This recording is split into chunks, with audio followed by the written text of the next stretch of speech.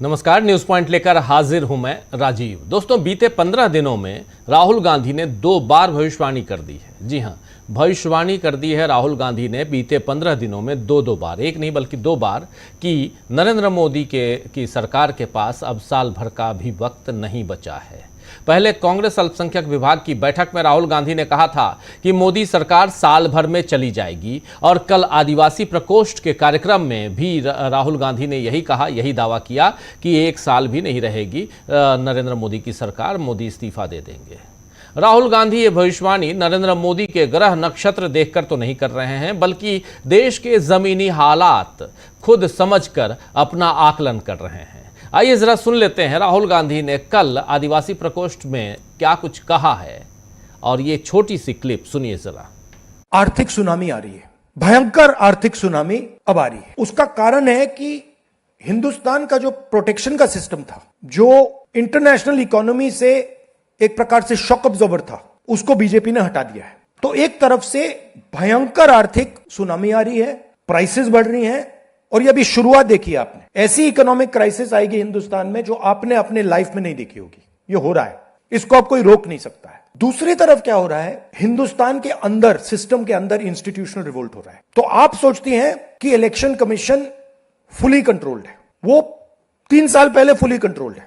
Chief election commissioner के messages मेरे पास आ रहे हैं। Head of intelligence system, senior judiciary, सारों के सारे रिवोल्ट कर रहे हैं, इंफॉर्मेशन दे रहे हैं हमें।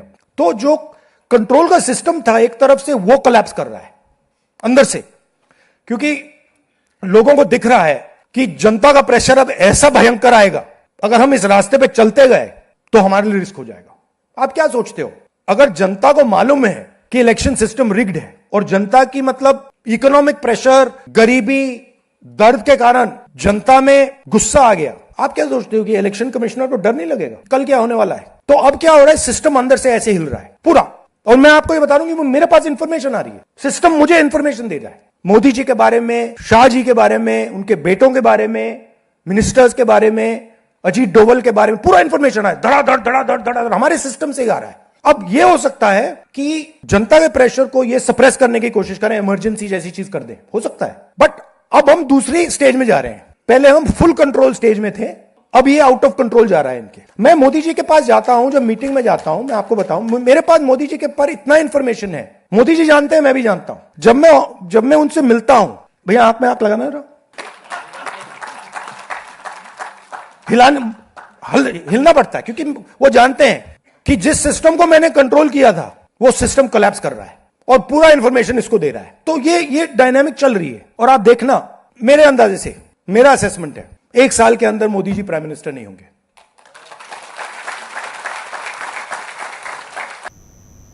तो सुन लिया आपने, सुन ली भविष्यवाणी आपने। आप देख लेना, 1 साल के अंदर मोदी जी प्रधानमंत्री नहीं रहेंगे, प्राइम मिनिस्टर नहीं रहेंगे। आर्थिक सुनामी और आपातकाल से लेकर सिस्टम ध्वस्त होने तक सारी सच्चाई राहुल गांधी ने यहां बयां कर दी है। और ऐसा नहीं है कि देश में टूटती व्यवस्था और दरकती इकोनॉमी, जी हां, टूटती व्यवस्था और दरकती इकोनॉमी पर पहली बार राहुल गांधी ने आगाह नहीं किया है, इससे पहले भी किया है। जब ईरान पर हमला शुरू हुआ, अमेरिका और इजराइल ने जब ईरान पर हमला शुरू किया था और स्ट्रेट ऑफ हॉर्मुज बंद किया गया, तब भी राहुल गांधी ने संसद में इस पर चर्चा करनी चाहिए, लेकिन उन्हें रोका गया। संसद के बाहर राहुल गांधी ने सवाल उठाए कि बीजेपी ने पलटकर नेहरू जी और इंदिरा जी की बात करनी शुरू कर दी। आपको याद होगा ना। लेकिन अब बीजेपी के पास सारे तर्क खत्म हो गए हैं, तो राहुल गांधी से अपील की जा रही है कि वो डर न बेचें। वो डर बेच रहे हैं। बीजेपी आईटी सेल के प्रमुख हैं अमित मालवीय, नाम तो सुना होगा आप लोगों ने। अमित मालवीय ने ही एक लंबी चौड़ी पोस्ट में लिखा है कि ईरान युद्ध से उपजे हालात का मुकाबला करने के लिए भारत पूरी तरह से तैयार है। मालवीय ने आर्थिक और रणनीतिक संकेतों का हवाला देते हुए कहा है कि भारत अपनी हिफाजत करने में सक्षम है, और इसके साथ ही अमित मालवीय ने राहुल गांधी से आग्रह किया है कि वो भय न बेचें। वो भय बेच रहे हैं, डर बेच रहे हैं, जनता के बीच डर फैला रहे हैं। अमित मालवीय ने कुछ आंकड़े देकर बताने की कोशिश की है कि आर्थिक प्रगति हो रही है देश में, लेकिन जब मोदी ही कहते हैं कि संभल कर खर्च करो, सोना मत खरीदो, कार पुल करो, विदेश घूमने मत जाओ, तो फिर बाकी किसी तर्क का मतलब नहीं रह जाता है। आप तो समझते होंगे। दरअसल बीजेपी अब राहुल गांधी की बात के सच होने से डर रही है। आप जानते हैं कि नोटबंदी, जीएसटी, कोरोना लॉकडाउन, अमेरिका से डील, चीन से सावधानी, हर जटिल मुद्दे पर राहुल गांधी ने जब जो कहा वही सच हुआ। बीजेपी भले राहुल गांधी को सामने में नकारने की कोशिश करे, लेकिन अंदर खाने वो भी जानती है कि राहुल जमीन पर रहते हैं और जनता की नब्ज से वाकिफ हैं। साथ ही देश दुनिया के घटनाक्रम पर राहुल गांधी की पैनी नजरें रहती हैं, तो उनका हर दावा तथ्यों पर आधारित होता है। बेवजह एक्स्ट्रा 2AB वाली थ्योरी राहुल गांधी नहीं देते हैं। आपको याद होगा जो अलजेब्रा का फॉर्मूला है जिसमें एक्स्ट्रा 2AB, ये एक्स्ट्रा 2AB कहां से आया जी? जो नरेंद्र मोदी ने भाषण दिया था, याद है ना? तो लेकिन राहुल गांधी ये बेवजह एक्स्ट्रा 2AB वाली थ्योरी यहां पर नहीं देते हैं। इसलिए अभी जब राहुल गांधी कह रहे हैं कि सिस्टम के भीतर के ही लोग मोदी सरकार से परेशान हैं और मोदी का कंट्रोल अब छूट रहा है और इसीलिए सरकार 1 साल में जा सकती है, तो बीजेपी घबरा रही है। बीजेपी की घबराहट इस वजह से भी है कि एक तरफ महाराष्ट्र की महायुति में नाराजगी दिख रही है। शिंदे गुट बार बार बीजेपी से अलग होने के संकेत दे रहा है। खासकर निकाय चुनावों में जैसे बीजेपी ने शिवसेना की सीटें हड़पी हैं, उससे शिवसेना को अपना अस्तित्व अब खत्म होते दिख रहा है। उधर तमिलनाडु में अन्नामलाई भी पार्टी छोड़ सकते हैं और अब पंजाब से खबर है कि कैप्टन अमरिंदर सिंह भी कांग्रेस में लौटना चाहते हैं।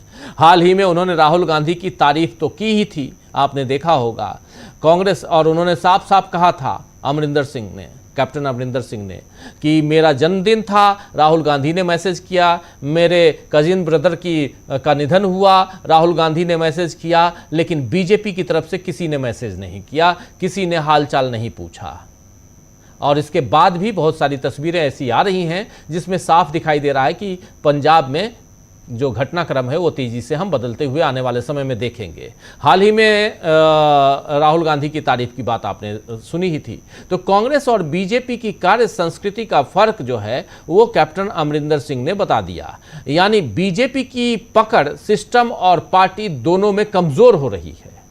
और ये सिस्टम और पार्टी की जब बात करते हैं तो खासकर सिस्टम की बात जो राहुल गांधी कर रहे थे, अभी आपने सुना, उसमें राहुल गांधी ने साफ साफ कहा है कि चाहे वो इलेक्शन कमीशन क्यों ना हो, वहां से भी उनके पास खबरें आ रही हैं, जो कंट्रोल में रहता था, जो पूरा का पूरा सिस्टम राहुल गांधी कह रहे हैं कि नरेंद्र मोदी कंट्रोल में रखते थे, वो आउट ऑफ कंट्रोल होता जा रहा है। और इसी कारण वो राहुल गांधी कह रहे हैं कि आने वाले समय में, और आप देखना हो सकता है कि 1 साल के अंदर प्रधानमंत्री न रहें नरेंद्र मोदी। क्या ये सत्ता में बदलाव के संकेत हैं?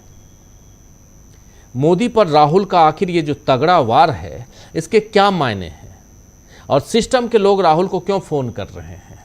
आइए समझने की कोशिश करते हैं इस चर्चा में। हमारे साथ कुछ वरिष्ठ साथी जुड़े हुए हैं, उनसे पहले आपका परिचय करवाता हूं और फिर आगे बढ़ते हैं। जरा स्क्रीन पर ले आइए हमारे तमाम साथियों को। और ये बहुत बहुत बहुत इंपॉर्टेंट हो जाता है। लेकिन अब आगे बढ़ें, एक बार जरा राहुल गांधी की जो अभी बाइट सुनाई थी उसको जो साथी बाद में जुड़े हैं उनके लिए एक बार फिर से सुनिए।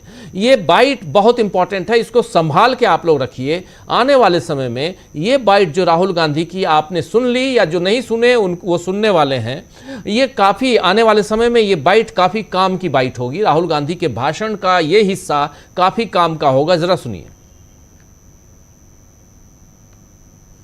आर्थिक सुनामी आ रही है, भयंकर आर्थिक सुनामी अब आ रही है। उसका कारण है कि हिंदुस्तान का जो प्रोटेक्शन का सिस्टम था, जो इंटरनेशनल इकोनॉमी से एक प्रकार से शॉक अब्जॉर्बर था, उसको बीजेपी ने हटा दिया है। तो एक तरफ से भयंकर आर्थिक सुनामी आ रही है, प्राइसेस बढ़ रही हैं, और ये अभी शुरुआत देखी आपने। ऐसी इकोनॉमिक क्राइसिस आएगी हिंदुस्तान में जो आपने अपने लाइफ में नहीं देखी होगी। ये हो रहा है, इसको आप कोई रोक नहीं सकता है। दूसरी तरफ क्या हो रहा है, हिंदुस्तान के अंदर, सिस्टम के अंदर इंस्टीट्यूशनल रिवोल्ट हो रहा है। तो आप सोचती हैं कि इलेक्शन कमीशन फुली कंट्रोल्ड है, वो 3 साल पहले फुली कंट्रोल्ड है।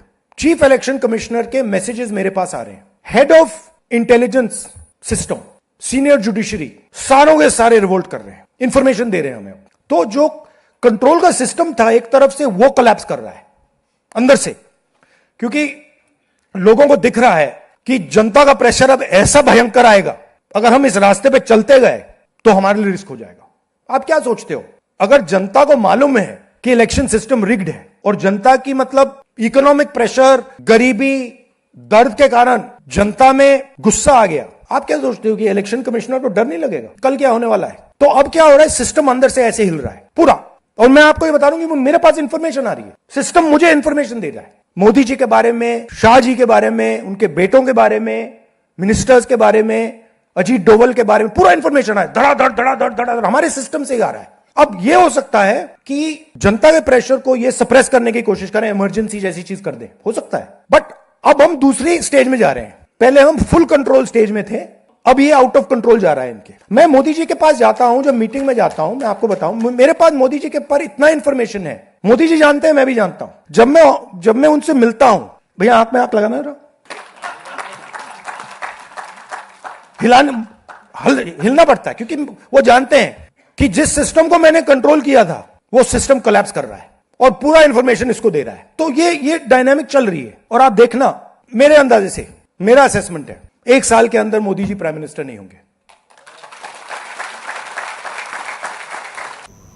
तो आप देखना 1 साल के अंदर मोदी जी प्राइम मिनिस्टर नहीं होंगे। चलिए शुरुआत करते हैं। हमारे साथ जुड़े हुए हैं प्रोफेसर अखिल स्वामी जी, शकील अख्तर जी, प्रेम कुमार जी, प्रशांत टंडन जी और अमलेंदु उपाध्याय जी। आप सभी का स्वागत है, इस्तकबाल है, स्वागत इस्तकबाल। अब तमाम दोस्त साथी शुभचिंतक आप सबका जो अब तक जुड़ चुके हैं उनका भी, जो जुड़ने वाले हैं उनका भी 1 साल। जरा जल्दी से आना चाहता हूं सबसे पहले शकील जी आपके पास। शकील जी इसलिए क्योंकि कांग्रेस के अंदर क्या चल रहा है आपसे बेहतर और कौन बताएगा। ये जो सिस्टम के अंदर से लोग राहुल गांधी को, शकील जी राहुल गांधी को फोन कर रहे हैं, चाहे इलेक्शन कमीशन क्यों ना, इलेक्शन कमिश्नर और जुडिशियरी, तमाम लोगों का नाम तो यहां जिक्र कर दिया राहुल गांधी ने। यह बहुत ही डरावनी तस्वीर है नरेंद्र मोदी सरकार के लिए। और राहुल गांधी यहां कह भी रहे हैं कि पहले कंट्रोल में था, ये आउट ऑफ कंट्रोल हो रहा है। नरेंद्र मोदी अब हाथ भी मिलाते हैं तो कैसे मिलाते हैं वो भी बता रहे हैं। इतनी सारी बातें कह रहे हैं राहुल गांधी, और इनके इस भाषण को कल से लेकर आज तक लाखों लोगों ने इसको देख लिया, लाखों लोगों ने शेयर कर दिया, करोड़ों ने देख लिया इस भाषण के इस हिस्से को। और मोदी जी की तरफ से कोई प्रतिक्रिया नहीं है। लेकिन सिस्टम में अगर ऐसा है तब तो शकील जी नरेंद्र मोदी के लिए चिंता का विषय है। और 2 बातें यहां कह रहे हैं राहुल गांधी, एक ये कि या तो इमरजेंसी लगा सकते हैं या 1 साल के अंदर वो नरेंद्र मोदी पीएम नहीं रहेंगे। ये कौन है सिस्टम वाला, इसकी खोजबीन शुरू हो गई कि नहीं? राहुल गांधी ने कल बहुत अच्छी तरह देश की अर्थव्यवस्था को समझाया और उन्होंने बड़े साफ शब्दों में कहा कि देश में इंस्टीट्यूशनल रिवोल्ट हो गया है। जी। जो संस्थाएं हैं, संवैधानिक संस्थाएं हैं, जिन पे मोदी जी का फुल्ली कंट्रोल था, राहुल के शब्द नहीं, फुल कंट्रोल था, अब वो आउट ऑफ कंट्रोल हो गई। क्यों? देखिए, राहुल ने जो बातें कही हैं वो इतनी अच्छी तरह समझाई है। जैसे आजकल आप देख रहे होंगे कि टीवी के ऊपर वीडियो में टीचर लोग समझा रहे हैं। एक टीचरों के ऊपर एक हमला किया गया गोदी मीडिया की तरफ से और उन्हें कोड़ी का बताया गया। उसके बाद टीचरों को सामने आना पड़ा देश भर के, और उन्होंने जिस तरह तार्किक बातें करी, जिस तरह समझाया और बताया कि गोदी मीडिया क्या है, मोदी जी क्या है और आप मोदी जी की किस तरह से आप खुशामदे करते हैं, तो राहुल ने उसी तरह एक पढ़ा लिखा आदमी कैसे बोल सकता है। आपने 2 बार ये वीडियो सुनाया और ये उसका एक सबसे अच्छा उदाहरण है। हवा हवाई बात कुछ भी नहीं है, एक भी बात नहीं है, सब तथ्यों पे, तर्कों पे आधारित बातें हैं। तो राहुल ने जो बात कही बहुत सारी, इसमें इमरजेंसी भी है और इसमें प्रधानमंत्री नहीं रहेंगे, ये पहले भी कहा। जो सबसे महत्वपूर्ण बात है, जो राजनीतिक बात है, जिसे पॉलिटिकल बात कहते हैं, वो यही है कि लोग जो हैं वर्तमान व्यवस्था के खिलाफ विद्रोह कर रहे हैं, सारे बड़े ब्यूरोक्रेट्स, और वो मेरे पास सारी अंदर की खबरें पहुंचा रहे हैं। अंदर की खबरें राहुल के पास क्यों पहुंचा रहे हैं? राहुल ने कहा मेरे पास इसलिए पहुंचा रहे हैं कि उन्हें उम्मीद है, उनको संभावनाएं लग रही हैं कि अब राहुल आएंगे। ये पॉलिटिकल बात है सबसे बड़ी, कि देश को ये लगने लगा है, टॉप ब्यूरोक्रेट सबसे पहले हवा को भांपते हैं उन्हें अंदाजा हो जाता है कि देश में क्या होने वाला है, क्योंकि अंदर की खबरें उनके पास होती हैं एक एक। इलेक्शन कमिश्नर, जुडिशरी, दूसरे सिस्टम, अजीत डोभाल के बारे में, उनके बेटों के बारे में। तो ये जो है राहुल ने कहा, उसने भविष्यवाणी नहीं कही, राहुल का मेरा असेसमेंट है ये। और आप देखिए कि क्या कंसिस्टेंसी है राहुल की। आर्थिक तूफान की बात उन्होंने अहमदाबाद के कांग्रेस अधिवेशन में कही थी जी 1 साल पहले, और वो आ गया, तब राहुल ने कहा। तो राहुल जो भी बातें करते हैं वो ग्राउंड रियलिटीज को देख के करते हैं, और इसीलिए मोदी पर प्रेशर आना स्वाभाविक है। और राहुल ने कहा ये कि प्रेशर जनता का होगा। ये जनता जब आर्थिक रूप से देश में समस्याएं पैदा हो जाएंगी तो फिर जनता क्या करेगी? जनता विद्रोह करेगी, और जनता विद्रोह करेगी तो इलेक्शन कमिश्नर क्यों डरा हुआ है कि जनता उनके साथ क्या करेगी? इसलिए वो डरा हुआ है कि राहुल जी उस वक्त आपको मुझे बचाना है, आप ही मेरी मदद कर सकते हो। तो ये जो है राहुल की बात बहुत बड़ी है, देश के लिए एक बहुत बड़ी चेतावनी है। और ये जो राहुल ने कहा है इसकी सच्चाइयां तो अब सामने आने ही लगी हैं कि मोदी जी 1 साल में प्रधानमंत्री नहीं रहेंगे। बात आरएसएस के अंदर से भी उठने लगी है कि जो एक मोदी जी का असर था वो असर खत्म हो रहा है। टीएमसी आप तोड़ लो, इसको मिला लो, उसको मिला लो, अब इससे फर्क पड़ने वाला नहीं है। 8 तारीख को इंडिया गठबंधन की एक बहुत महत्वपूर्ण बैठक होने वाली है, उसका प्रभाव कम करने के लिए एक 6 तारीख की मीटिंग हो रही है। काकरोच पार्टी उसको नाम दिया गया है, उसमें कौन शामिल है कौन नहीं अभी किसी को नहीं मालूम। कल कॉन्स्टिट्यूशन क्लब में उनकी प्रेस कॉन्फ्रेंस हुई। ये कॉन्स्टिट्यूशन क्लब में जगह कौन देता और दिलाता है? एमपी। किसी को नहीं मिल सकती, हम लोगों को नहीं मिल सकती। हम चाहे वहां पे कोई फंक्शन करना, प्रेस कॉन्फ्रेंस करना, बहुत सारे तरह के फंक्शन होते हैं, दुख के सुख के, हमें जगह नहीं मिलेगी। किसी हमें एमपी से लिखवा के देना पड़ेगा, वो करवाएगा। वो एमपी कौन है हमें तो मालूम है, खैर अभी हम बता नहीं रहे उसका नाम। बेकार की बहुत सारी कंट्रोवर्सी अभी काकरोच पार्टी को लेकर चल रही हैं, हम उसको आगे बढ़ाना नहीं चाहते। लेकिन हम ये देखना चाह रहे हैं कि गोदी मीडिया उसका इतना ज्यादा समर्थन क्यों कर रहा है। क्या ये काकरोच पार्टी मोदी से इस्तीफा मांगेगी? युवाओं की बात कर रही है, छात्रों की बात कर रही है जी। क्या ये मोदी जी को इशू डाइवर्ट करने में जो गोदी मीडिया सहायता दे रहा है उसको आगे बढ़ाएगी? क्या राहुल अपनी मेहनत से जो फसल खड़ी करी है, इस वक्त छात्र और युवा राहुल के साथ है, उनसे मिलने गए और आप देखिए उस पर डट के खड़े हुए हैं। पहले राहुल से मिलने में संकोच करते थे, आज डट के खड़ा हुआ है देश का स्टूडेंट, नीट के मुद्दे पर, सीबीएसई के मुद्दे पर। बहुत देखिए करोड़ों बच्चे और उनके माँ बाप सब परेशान है कि आखिर होगा क्या हमारे बच्चों का भविष्य। माँ बाप नेहरू के टाइम पे, इंदिरा के टाइम के पढ़े लिखे थे, बन गए। ये मिडिल क्लास की बात कर रहे हैं हम, अपर मिडिल क्लास की बात कर रहे हैं हम, सब बने हुए हैं। लेकिन क्या उनके बच्चे बन पाएंगे? देश भर के बोर्डों में 12th के एग्जाम होते थे और सेंट्रल के जो बोर्ड उनमें होते थे। कभी कोई विवाद सुना किसी ने? ये मीडिया नहीं उठा रहा, मीडिया बात नहीं कर रहा। हम लोगों ने दिए, उसके बाद हमारे बच्चों ने दिए, उससे पहले के सुने, कभी कोई बात होता था? एग्जाम की डेट आती थी, एग्जाम होता था, टाइम पर रिजल्ट निकलता था, कोई प्रॉब्लम नहीं होती थी कभी। और उस वक्त भी पुनर्मूल्यांकन होता था, आंसर शीट उसके लिए उस टाइम भी होता था, कभी कोई विवाद नहीं होता था। ये सब क्यों हो रहा है? मेडिकल में कब से एग्जाम हो रहे हैं मेडिकल के?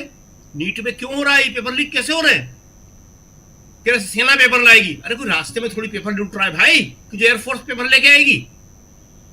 ये तो तुम्हारा जो व्यवस्था है, जो तुमने इसके लिए एक संस्था बनाई है, वहां गड़बड़ हो रही है। क्योंकि राहुल ने कहा है कि वहां आरएसएस के लोग बैठे हुए हैं, वो लोग योग्य लोग नहीं है, मेरिट पे नहीं आए हुए हैं।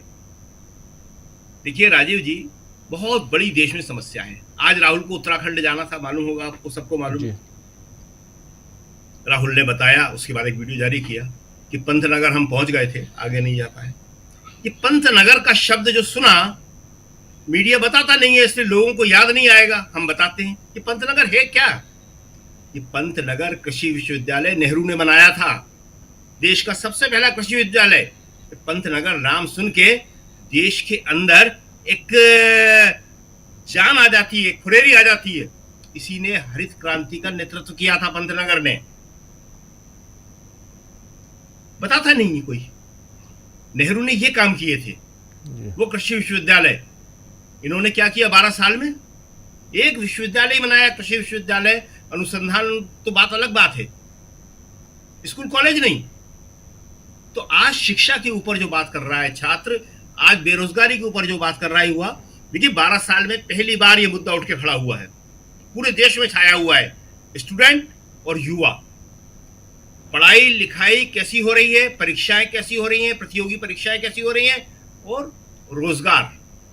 अभी हमने बताया था 300 कुछ पोस्टें यूपी ने निकाली थी, यूपी पीएससी ने 23 में, और 26 में कहा, 2 बार परीक्षाएं ली गई उसकी, और 26 में कहा कोई योग्य नहीं पाया गया। NFS जो राहुल कहते हैं, नॉट फाउंड सुटेबल। 23 की परीक्षाएं, ये हालत है। और मजेदार बात उसमें बता दें हम कि अभी तक राहुल बोलते थे और सही बोलते थे कि ये NFS लागू होता है SC, ST और OBC पे, इस बार जनरल पे भी हो गया। तो ये छोड़ने वाले किसी को नहीं है। जो जनरल अगर सोचता था कि उसको माफ कर देंगे, उसको छोड़ देंगे, ना, उनके लिए भी जो सीटें थी वो भी NFS में घोषित कर दी गई हैं। बैठे रहो घर में सब अपने। तो राजीव जी, राहुल ने जो कहा है बहुत ही महत्वपूर्ण बात कही है, देश के भविष्य की बात कही है। ये देश को सोचना है। और जो 8 तारीख को इंडिया गठबंधन की मीटिंग हो रही है, बहुत महत्वपूर्ण है। टीएमसी के टूटने के बाद सारा विपक्षी दल जितने भी हैं वो सब सचेत हो गया है, और वो जान रहे हैं कि इस वक्त राहुल के साथ मिलकर लड़ने की जरूरत है, नहीं तो अकेले अकेले जो है सब टूट जाएंगे। टीएमसी को बहुत मजबूत पार्टी माना जाता था, विधायक टूट गए, और वो खबर आ गई होगी कि संसद सदस्य भी टूट रहे हैं, उनकी संख्या भी आ गई है, कितने लोग टूट रहे हैं, कुछ नहीं बचने वाला।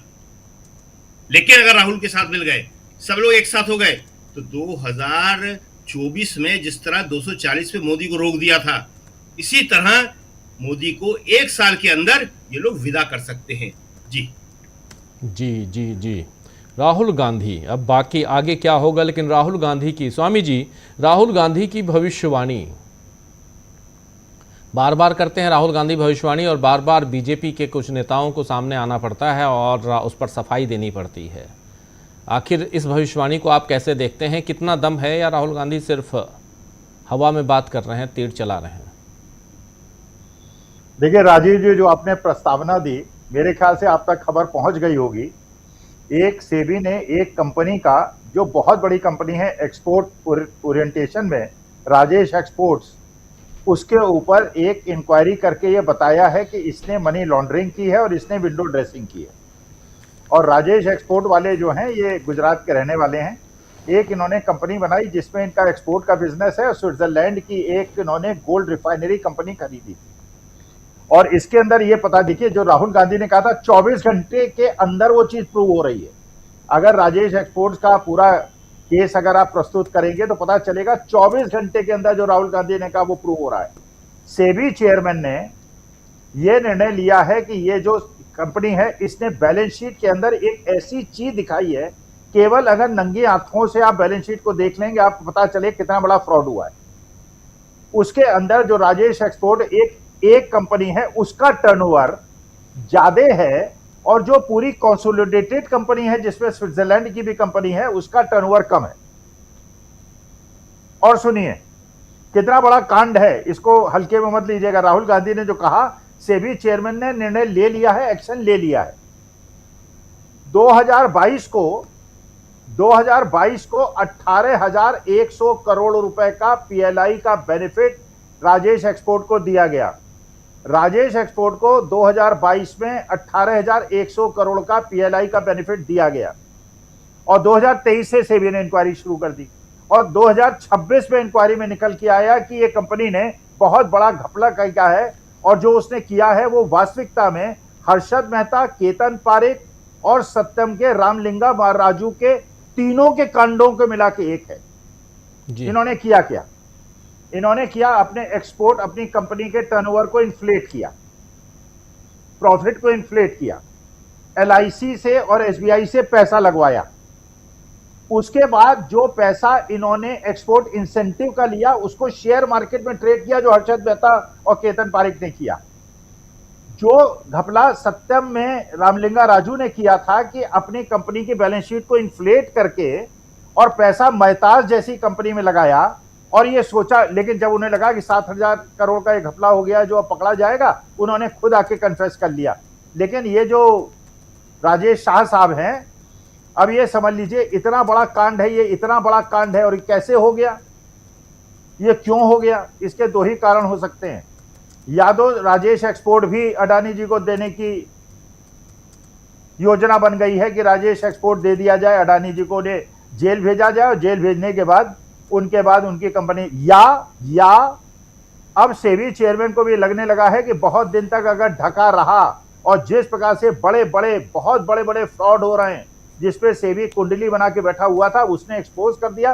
तभी राहुल गांधी ने कहा कि बड़े बड़े लोगों के फोन मेरे पास आ रहे हैं कि राहुल जी ध्यान रखिएगा, और इसी की श्रृंखला में राजेश एक्सपोर्ट का केस एक्सपोज हुआ है। तो अगर राजेश एक्सपोर्ट पे पूरा खंगाल लें आप, ये कांड जो है हर्षद मेहता, केतन पारेख और सत्यम के रामलिंगा राजू से बड़ा केस है, और ये इसीलिए एक्सपोज हुआ है कि सेबी ने दिखा दिया है कि जिस कंपनी को 18,100 करोड़ का पीएलआई का इंसेंटिव 2022 में मिला, 2023 में इंक्वायरी शुरू हुई, वो कंपनी फ्रॉड कंपनी मिली। उसी प्रकार से जैसे अनिल अंबानी का उन्हें बनाया गया एसोसिएट राफेल के अंदर, और बाद में पता चला वो फ्रॉड कंपनी थी और उन्होंने बहुत बड़े घपले किए हुए थे। अरे भैया, जिस कंपनी की फ्रॉड कंपनी थी, ये आपकी इन्वेस्टिगेटिव एजेंसी को नहीं पता था और उसने आपने राफेल में वो बना लिया। और जिस कंपनी को आपने पीएलआई में 18,000 करोड़ का बेनिफिट दिया, वही कंपनी से भी कह रही है बहुत बड़ा घपला किया। वो दूसरी बात है, राजेश शाह हर टेलीविजन उस पर आके कह रहे हैं कि नहीं, हमने क्लैरिफिकेशन दे दिया है,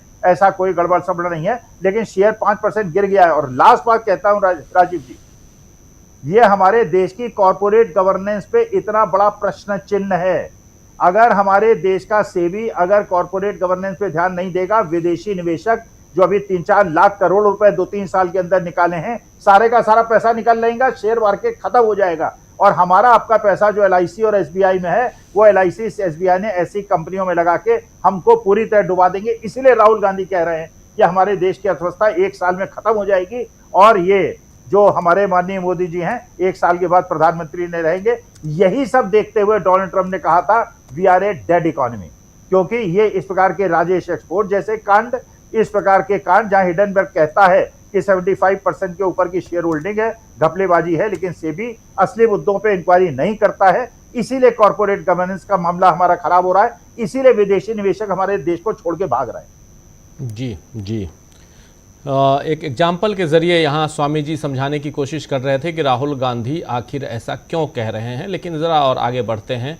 प्रशांत जी, आप इसको, इस पूरे राहुल गांधी के बयान को, इस भाषण को आप कैसे देखते हैं? क्या सचमुच यहाँ पर राहुल गांधी ने जो कहा है, अगर वैसा होता है तो ये बहुत ज़्यादा डरने वाली बात है? ये इतना आसान नहीं है कि हाँ किसी ने पॉलिटिकल बयान दे दिया। प्रशांत जी, ये राहुल गांधी का बयान को अगर आप गौर से सुनेंगे, उसमें 3-4 चीजें हैं। एक, वो आर्थिक सुनामी की बात कर रहे हैं। दूसरी बात, वो कह रहे हैं कि हमको सिस्टम के अंदर से सूचनाएं मिल रही हैं। और तीसरी बात, वो कह रहे हैं कि मोदी जी 1 साल के लिए प्रधानमंत्री नहीं रहेंगे। ये तीनों बातें बहुत बड़ी हैं।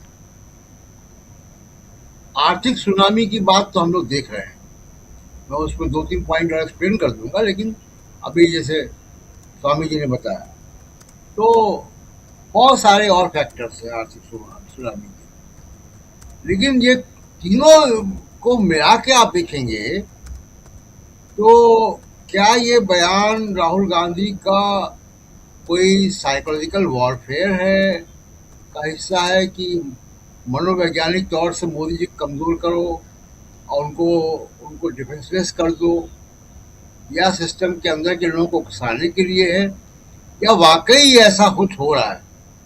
मुझको लगता है कि अगर ये मनोवैज्ञानिक दांव पेच है तो ये इतने बड़े बयान की जरूरत नहीं थी। दूसरी बात कि अगर ये बयान राहुल गांधी के पास ये सब इंफॉर्मेशन है, तो किसी भी नेता के पास राजीव जी ऐसी इंफॉर्मेशन होगी तो उसको दबा के रखेगा कि ये बात बाहर जाएगी तो ये लोग अलर्ट हो जाएंगे जी। यहीं पे पेच है, यानी बात वहां पहुंच गई है कि अब इसका डैमेज कंट्रोल संभव नहीं है। इसीलिए राहुल गांधी अब वो रिस्क ले रहे हैं कि इसको अब पब्लिक कर दो। तो ये एक संकेत दिख रहा है जो कि चिंताजनक है मोदी जी के लिए,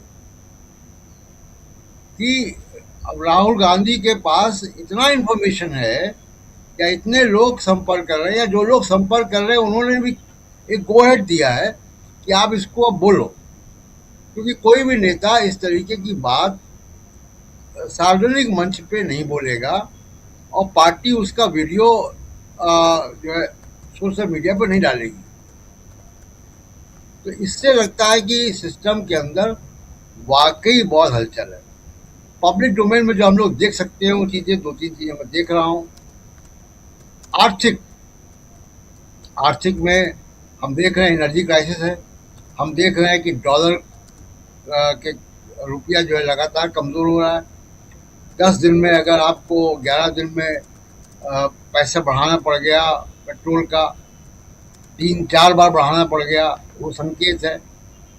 उसके अलावा कुछ और बड़े संकेत हैं।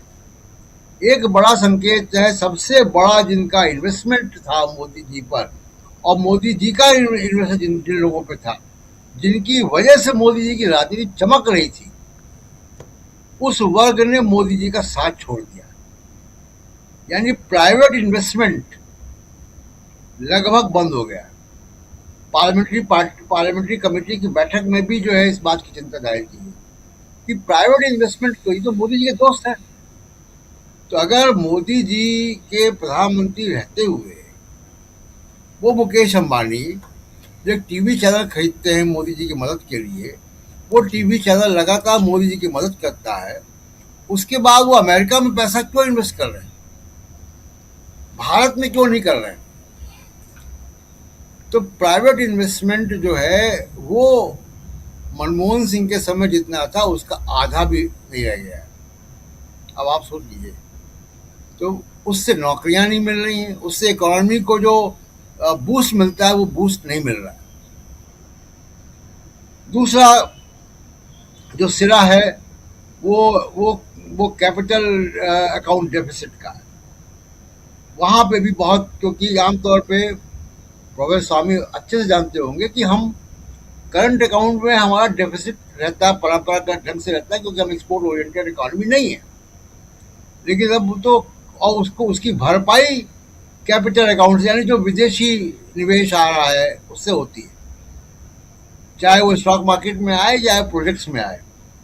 आज कैपिटल गेन टैक्स को हटा दिया गया, लगभग ऑर्डिनेंस आ रहा है, घोषणा हो गई है 12.5%।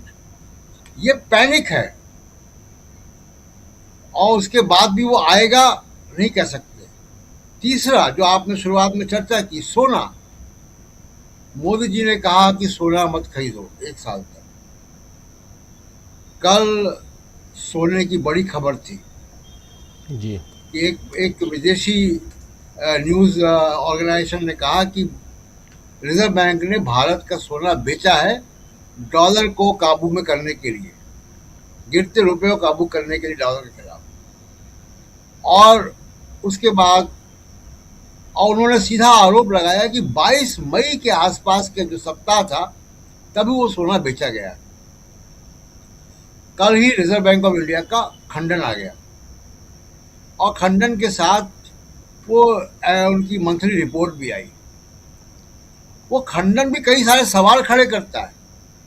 रिजर्व बैंक ऑफ इंडिया कह रहा है कि उनके स्टॉक में 880.52 टन सोना है, लेकिन ये सोना तो 24 अप्रैल को दिख रहा है आरबीआई के वेबसाइट में। 24 अप्रैल को सोने का ये स्टॉक था, आरोप 22 मई का है। तो अब 31 मई तक सोने का स्टॉक कितना है वो जब खबर आएगी तो मालूम पड़ेगा। लेकिन ये एक पैनिक है, ऐसी खबर आना भी पैनिक है, क्योंकि भारत ने कभी भी अपना सोना नहीं बेचा। चंद्रशेखर सरकार के समय हुआ है, आरबीआई ने कभी अपना सोना नहीं बेचा। वो गिरवी रखा गया था जो कुछ हफ्ते में वापस आ गया था चंद्रशेखर सरकार का। वो भी इतना बड़ा राष्ट्रीय इशू बना था कि जो अभी तक देखिए हम आज चर्चा कर रहे हैं, तो रिजर्व बैंक ऑफ इंडिया ने कभी भी अपना सोना बेचा नहीं है।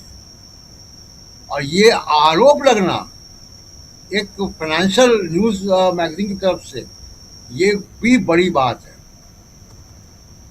अब रिजर्व बैंक ऑफ इंडिया खंडन है, वो भी तमाम सारे सवाल खड़े कर रहा है, उसको अगले कुछ दिनों में साफ होगा। इस तरीके के कई इंडिकेशंस है।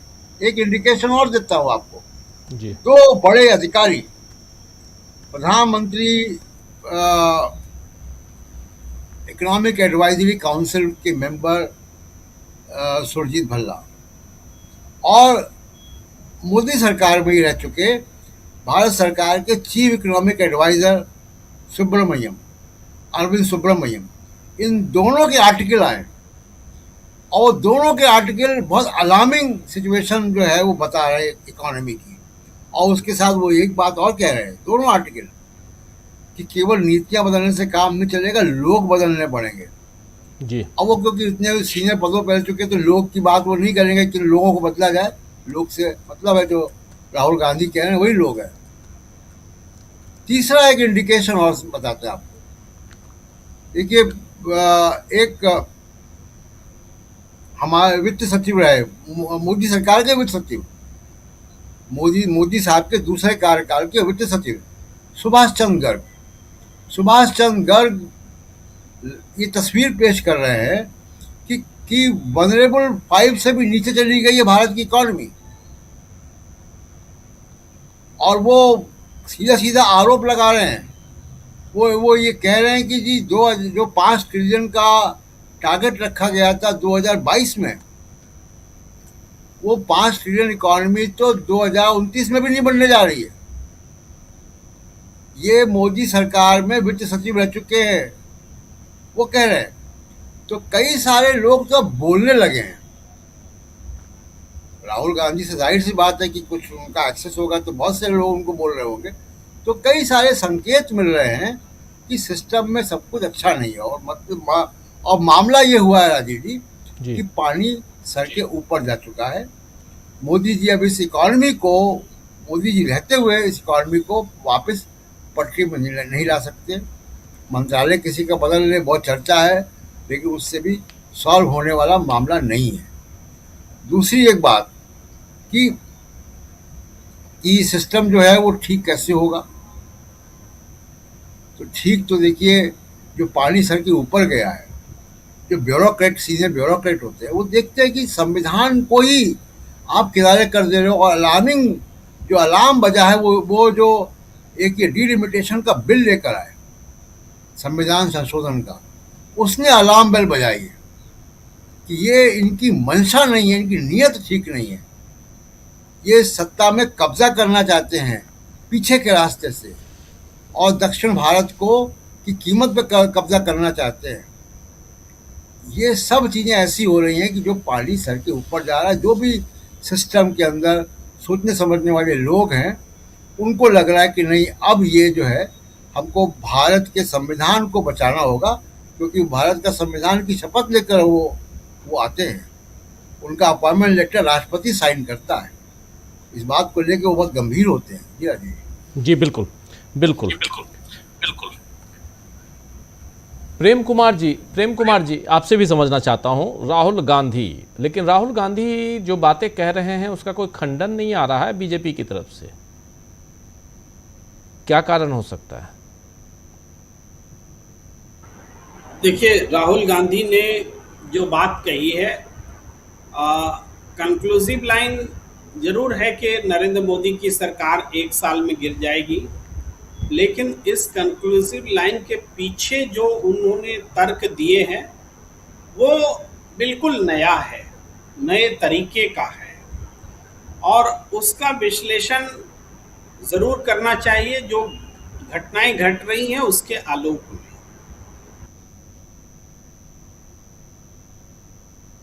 वीडियो डाउन हो गया शायद, प्रेम कुमार जी का वीडियो डाउन हो गया है। कोई बात नहीं, आते हैं जल्दी से अमलेंदु जी।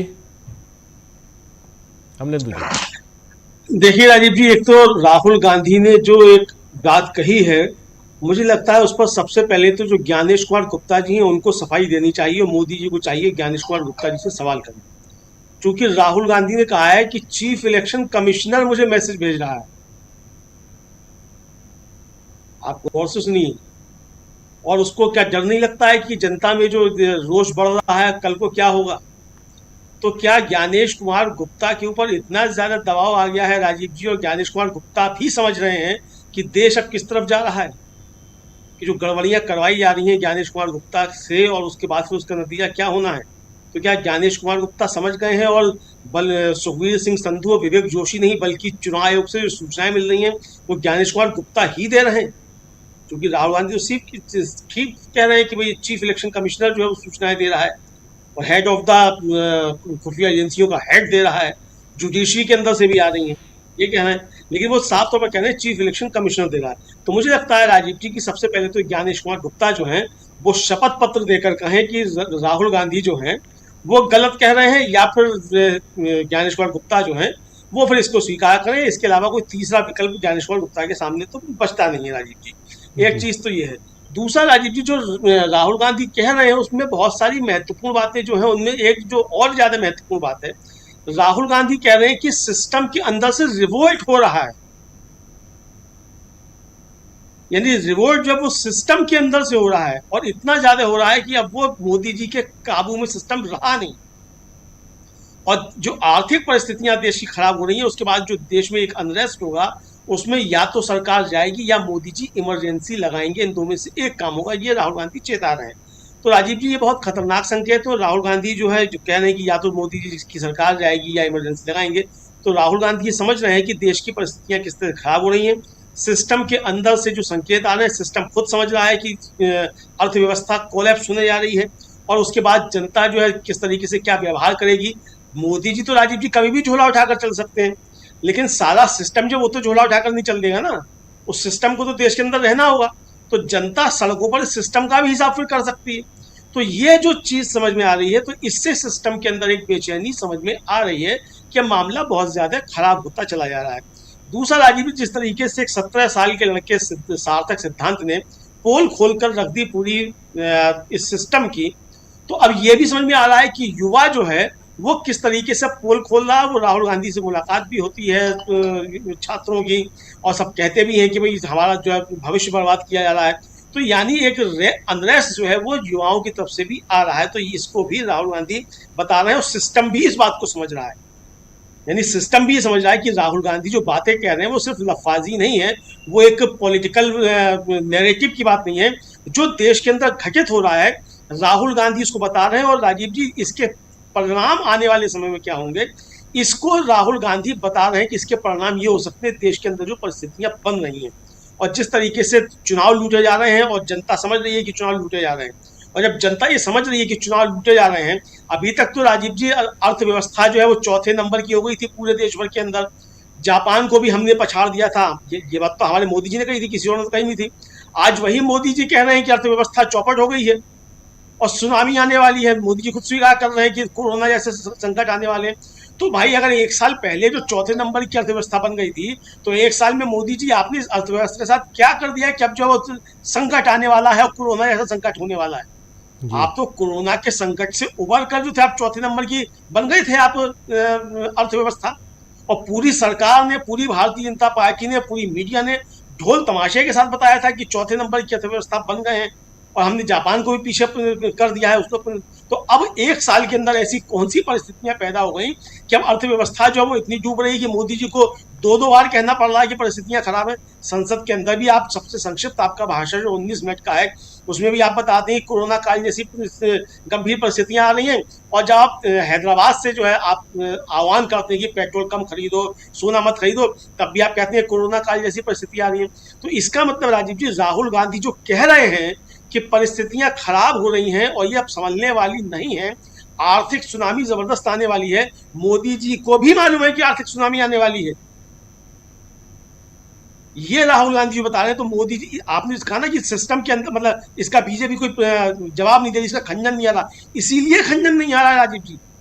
बीजेपी भी जानती है, मोदी जी भी जानते हैं कि आर्थिक सुनामी आने वाली है, लेकिन आर्थिक सुनामी आने वाली है तो मोदी जी और सरकार तो राजीव जी शुतुरमुर्ग की तरीके से रेत में सिर गड़ा सकती है, लेकिन राहुल गांधी तो नहीं गड़ा सकते ना रेत में सिर। राहुल गांधी तो देख रहे हैं कि क्या होने वाला है देश के अंदर, और सचेत भी कर रहे हैं, जनता को भी सचेत कर रहे हैं कि क्या होने वाला है, आप भी तैयार रहिए। तो यानी राजीव जी राहुल गांधी जो है वो सिर्फ एक संदेश पर नहीं दे रहे, ये कोई पॉलिटिकल नैरेटिव की बात मुझे नहीं लगती है। राहुल गांधी वही कर रहे हैं जो एक समझदार नेता को और एक देशभक्त नेता को करना चाहिए, देश को बताना कि क्या देश के अंदर गड़बड़ चल रहा है। और राजीव जी इस सरकार ने जिस तरीके से खास तौर से तमाम संवैधानिक संस्थाओं को पंगु करके जो कब्जा किया संस्थाओं के ऊपर, पूरा सिस्टम को फेल्योर करने की तरफ चले, तो राजीव जी भस्मासुर जो है वो इसी तरीके से तैयार हुआ करते हैं। तो अब अगर राहुल गांधी कह रहे हैं कि मोदी जी के बारे में, अजीत डोभाल के बेटों के बारे में, अमित शाह के बेटों के बारे में, सबके बारे में अगर सिस्टम के अंदर से सूचनाएं आ रही हैं, तो राजीव जी जाहिर है कि जो जिनके बारे में सूचनाएं आ रही हैं उनको भी ये मालूम होगा कि सूचनाएं बाहर जा रही हैं। तो ये राजीव जी खतरनाक संकेत, और इसीलिए कोई इसका खंडन प्रतिवाद जो है वो भारतीय जनता पार्टी की तरफ से नहीं आ रहा। मुझे नहीं मालूम राजीव जी कि राहुल गांधी के इस बयान के बाद आज कोई भारतीय जनता पार्टी ने कोई प्रेस कॉन्फ्रेंस की कि नहीं की। रविशंकर प्रसाद जो थे वो नथुने फुलाते हुए आए कि नहीं आए, संबित पात्रा जो है वो राहुल गांधी पे आरोप लगाते हुए आए कि नहीं आए कि जॉर्ज सोरोस के फंडे पे ये चल रहा है, अभी तक तो नहीं आए राजीव जी, मैं जहां तक मेरी जानकारी है। और अगर आते हैं तो उसको भी देखा जाएगा क्या कहते हैं। इसका मतलब राजीव जी यही है कि आर्थिक सुनामी आने वाली है, परिस्थितियां देश की खराब होने वाली हैं, इस बात को सरकार भी जानती है, सरकार अपने मुंह से कह नहीं सकती है। अमलेंदु जी अगर वो आ भी जाते हैं, खंडन करने के लिए भी आ जाते हैं, तो खंडन तो पिछले बीते दिनों बहुत सारी चीज़ों की, बहुत सारी बातों राहुल गांधी ने जो कही हैं उन सबका खंडन किया है।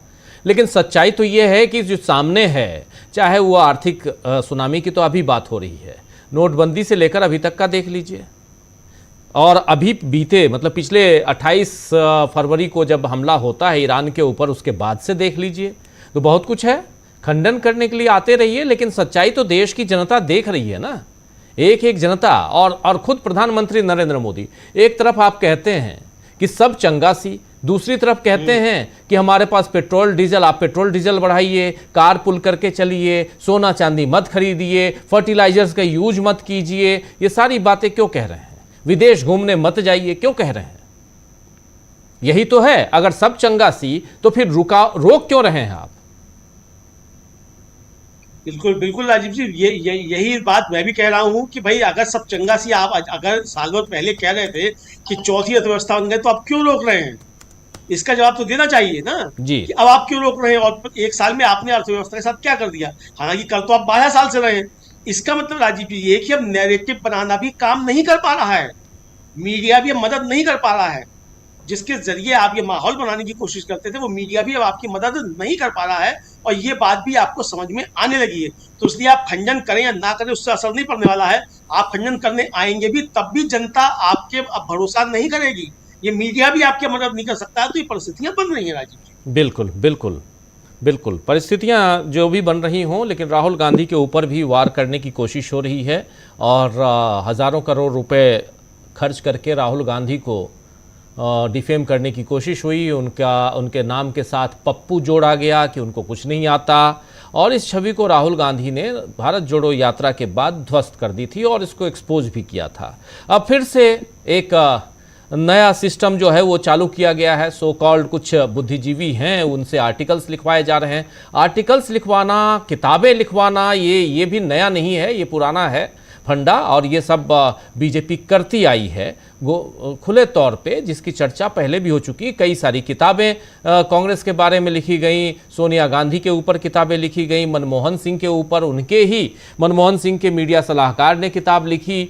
आप सब जानते हैं। ये सारी चीज़ें होती रही हैं, और अब राहुल गांधी के ऊपर आर्टिकल्स लिखे जा रहे हैं। बताया जा रहा है कि राहुल गांधी की सीवी खराब है, उनमें कोई करिश्मा नाम की चीज़ नहीं है, उनको पॉलिटिक्स आती नहीं है, और उनको सिर्फ और सिर्फ उनकी माताजी जो हैं वो शेल्टर देती रहती हैं। उनका आखिरी सपना, पहला और आखिरी सपना कि किसी तरह राहुल गांधी प्रधानमंत्री की कुर्सी पर बैठ जाएं।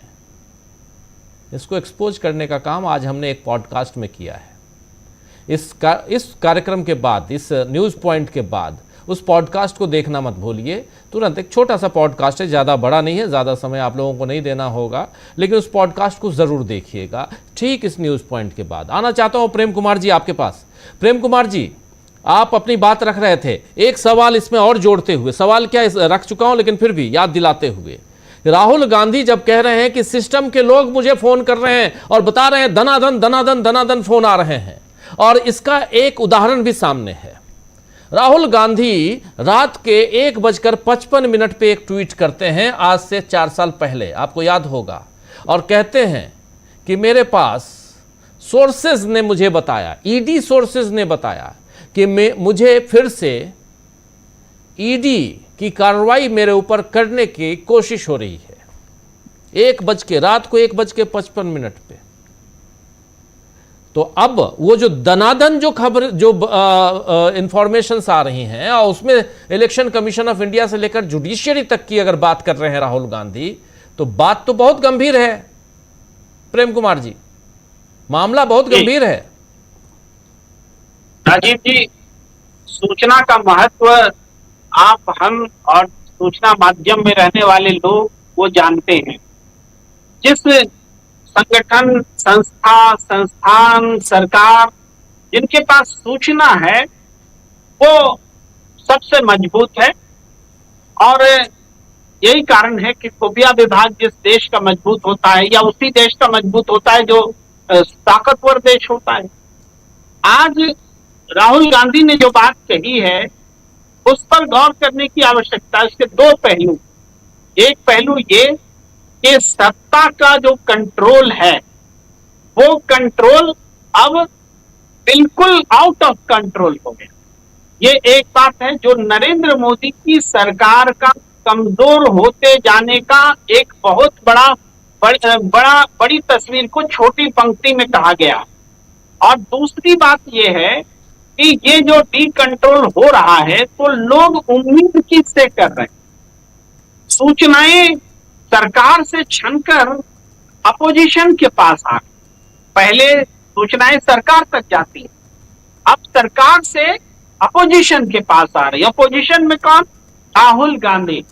यानी उम्मीद की जो किरण है वो राहुल गांधी बनते दिख रहे हैं। श्यूडो गवर्नमेंट भी बोल सकते हैं, डेमोक्रेसी का प्रहर भी बोल सकते हैं, और बदलती हुई राजनीति का एक सेंटर भी बोल सकते हैं, अपनी अपनी सुविधा। आप देखिए, स्टूडेंट्स सबसे पहले किसके पास जाते हैं? राहुल गांधी के पास।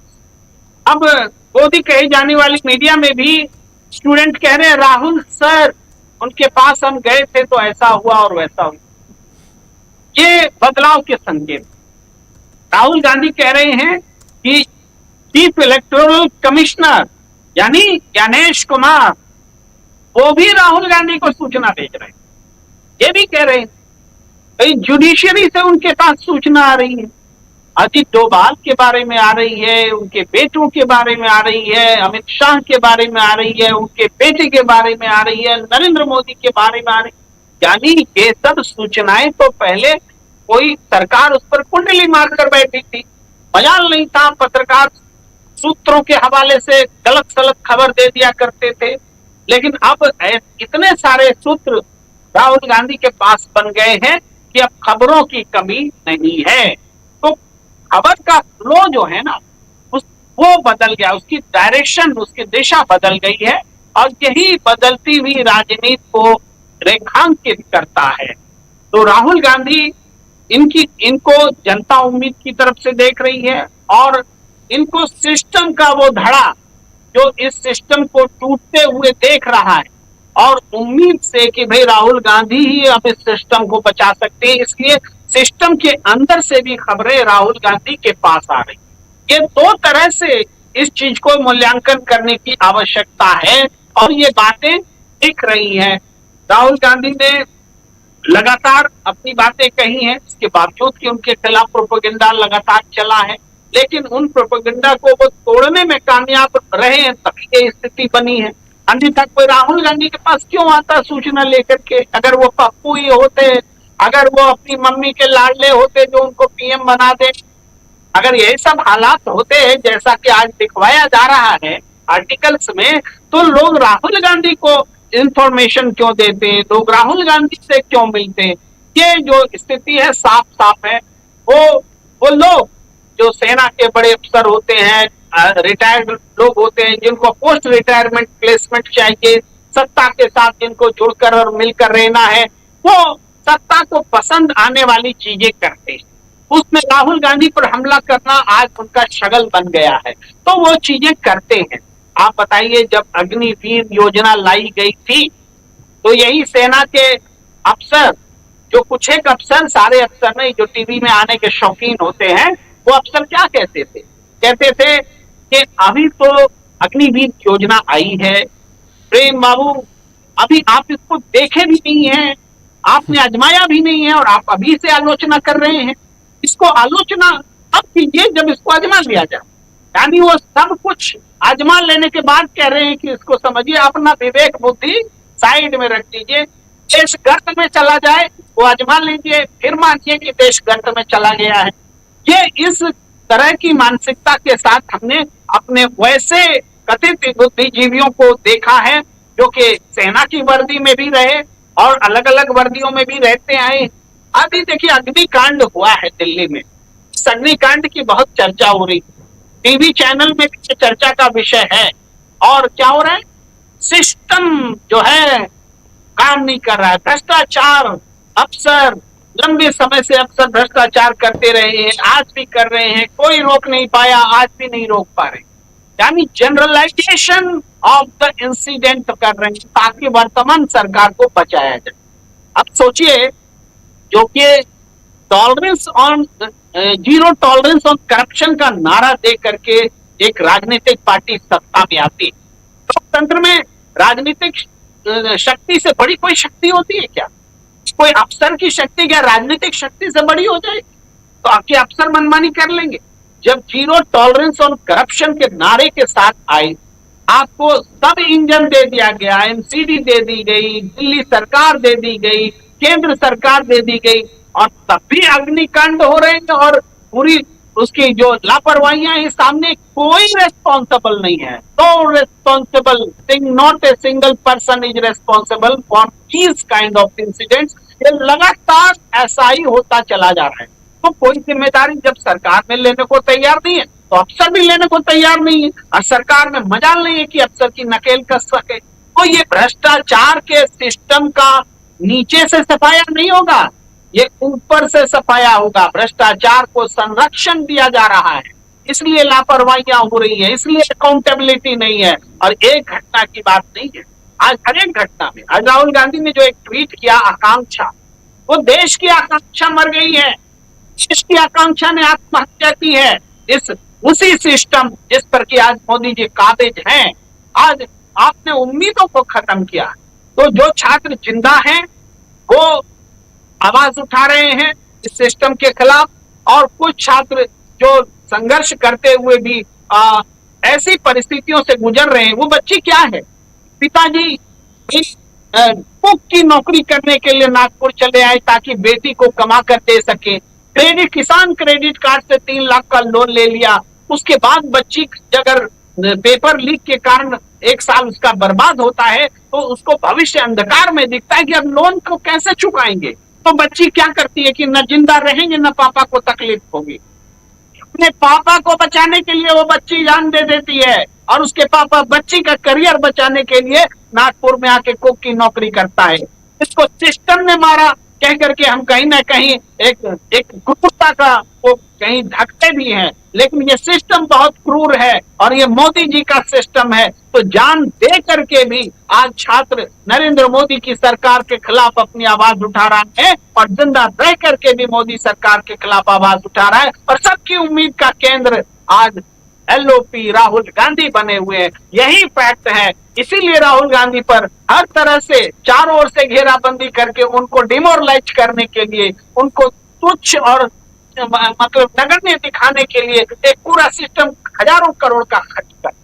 जी राजीव जी जी जी, बिल्कुल बिल्कुल बिल्कुल सही आप कर रहे हैं। आउट ऑफ कंट्रोल सिस्टम जो है वो आउट ऑफ कंट्रोल है, ये राहुल गांधी का कहना है। जल्दी से स्वामी जी आपके पास, फिर शकील जी आपके पास आता हूं।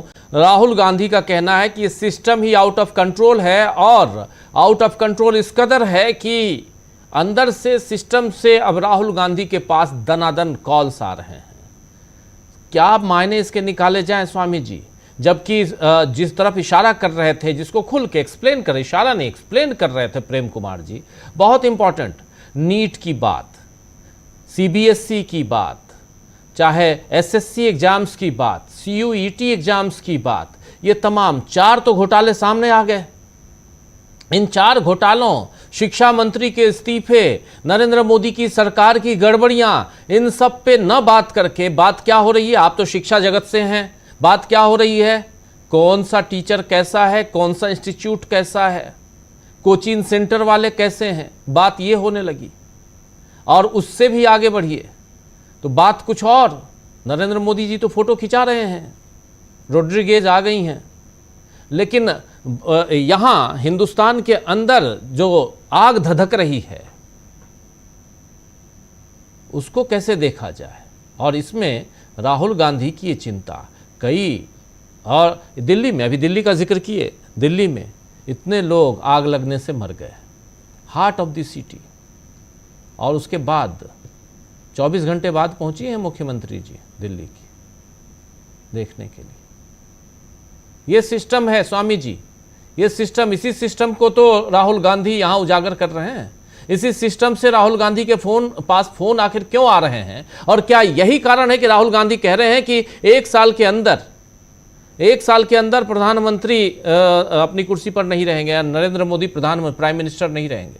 स्वामी जी देखिए राजीव जी, मैं तो राहुल गांधी से निवेदन करना चाहता हूं, ये बात तो देखिए आपको भी, राहुल जी को भी पता है, हमको भी पता है, पूरे देश को पता है पिछले 12 साल से हमारे देश को किस प्रकार से मिसमैनेज किया है। लेकिन मैं राहुल जी से एक निवेदन करना चाहता हूं, जब ये सत्ता बदले और ये प्रधानमंत्री पद से जाएं, उन अधिकारियों को भी क्षमा मत कीजिएगा जो आज आपसे संपर्क कर रहे हैं। वो संपर्क इसीलिए कर रहे हैं, उन्हें पता है कि 12 साल के अंदर कितने स्केलेटन्स हर जगह पे हैं, क्योंकि ये जो सरकारी अधिकारी बड़े बड़े पद पे बैठे हुए हैं, इनका कर्तव्य था हमारे देश के संविधान के प्रति उनका उत्तरदायित्व था और उसके प्रति उनको निर्वहन करना था, जो उन्होंने नहीं किया। जिस प्रकार से हमारे देश का शोषण हुआ, जिस प्रकार से हमारे गरीब और मध्यम वर्ग, हमारे युवाओं का शोषण हुआ, और जो राहुल गांधी कह रहे हैं ये हमारी अर्थव्यवस्था गर्त में जा रही है, ऑलरेडी गर्त पे जा चुकी है।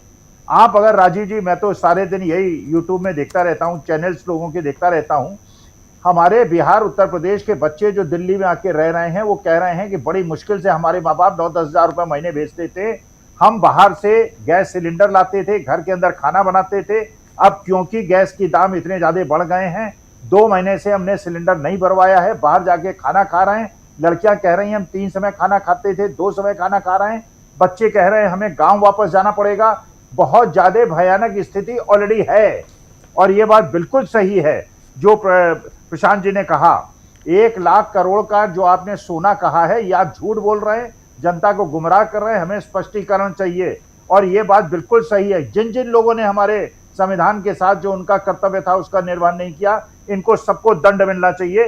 क्योंकि हमारे देश को, जिसको पंडित जवाहरलाल नेहरू ने, इंदिरा जी ने, लाल बहादुर शास्त्री ने, यहाँ तक कि अटल बिहारी वाजपेयी ने भी एक ऊंची वहां तक पहुंचाया था, उसको 12 साल में इतना पीछा इन्होंने कर दिया है। ये पंडित जवाहरलाल नेहरू को जैसा हिंदुस्तान 1947-1950 को मिला था, उसी स्थिति में आज हमारे देश को पहुंचा दिया है। हमारे देश की अर्थव्यवस्था ऐसी हो गई है। और जो पिछली बार मैंने राजेश एक्सपोर्ट के बारे में कहा था, ये जो कॉरपोरेट गवर्नेंस की विफलता है, ये हमारे देश के, हमारे फाइनेंशियल फ्यूचर के बारे में इतनी ज्यादा नरक दी है कि जिस प्रकार से हर्षद मेहता, केतन पारेख, रामलिंगा राजू का सम्मिश्रण इस केस के अंदर दिख रहा है। विदेशी निवेशक हमारे देश को और छोड़ के भागेंगे, रुपया और कमजोर होगा, हमारे देश की अर्थव्यवस्था और बर्बाद होगी। क्योंकि इस आदमी को, जिसको 18,100 करोड़ रुपए 2022 में दिया गया, 2023 में सेबी ने इंक्वायरी की, इसका मतलब यह है सरकारी तंत्र को पता था ये आदमी गलत काम कर रहा है, लेकिन उसको रोकने के बजाय 18,000 करोड़ की गिफ्ट इसको दी गई। तो मैं तो निवेदन ये करूंगा, सत्ता बदलनी चाहिए। 6 तारीख को कॉकरोच जनता पार्टी भी इनके खिलाफ रहस्योद्घाटन करे, इन्वेस्टिगेटिव जर्नलिज्म करे, इनको एक्सपोज करे। राहुल गांधी के यूथ कांग्रेस और एनएसयूआई लोग भी करें। और उसके बाद जब देश की सत्ता बदले, हमारी देश की आर्थिक स्थिति मजबूत हो, राहुल गांधी को ये ध्यान रखना चाहिए। लेकिन जो लोग आपको फोन कर रहे हैं, इनको माफ नहीं करना है, क्योंकि इन्होंने हमारे देश के लोकतंत्र संविधान की हत्या की है। इनको दंड देना होगा, इनको जेल के अंदर भेजना होगा। जिन्होंने लाखों करोड़ रुपए कमाए हैं, इनकी कंपनीज को नेशनलाइज करना होगा। और जिन जिन लोगों को ईडी की गिरफ्त में लेके उनकी कंपनियों को इस राष्ट्रीय सेठ को दिया गया है, वो कंपनियां भी वापस लेनी होंगी। और आज के तारीख में अनिल अग्रवाल जैसा आदमी, वेदांता का चेयरमैन, जिसने हमारे देश की आर्थिक प्रगति में बहुत ज्यादा ध्यान दिया है, वो भी अगर इन लोगों के रडार में आ गया है, उसकी कंपनी को भी अगर राष्ट्रीय सेठ को देने के चक्कर में है, तो राहुल जी माफ आप किसी को नहीं करेंगे। कोई भी आपसे संपर्क करे, क्योंकि इन्होंने देश की संपत्ति को लूटा है, ये लुटेरे हैं, ये डकैत हैं, इसलिए इनको माफ करने का अधिकार आपको भी नहीं। जी, कंपनियों का जिक्र कर रहे हैं आप स्वामी जी, देश की प्रगति में किसने कितना काम किया नहीं किया, लेकिन जो आज की तारीख में हम अदानी के खिलाफ है, अदानी को चुनौती दे रहा है, वो देश को चुनौती दे रहा है, बस ये मान लीजिए वही हुआ है वेदांता ग्रुप के साथ। अनिल अग्रवाल जानते हैं, बाल्को छत्तीसगढ़ में बाल्को होता था, भारत एल्युमिनियम कॉरपोरेशन लिमिटेड, उसको वेदांता ग्रुप ने ही टेक ओवर किया था। तो वेदांता ग्रुप भी दूध का धोया हुआ नहीं है, लेकिन फिर भी वो देश का जो एक सेठ है, उस सेठ को चुनौती आप कैसे दे सकते हैं? तो एक सेठ एक देश, चलिए खैर। स्वामी जी लेकिन सही कह रहे थे आप। शकील जी यहाँ बात जो है, थोड़ा सा मैं अंदरूनी बात समझना चाहता हूँ आपसे, कांग्रेस के अंदर की बात समझना चाहता हूँ।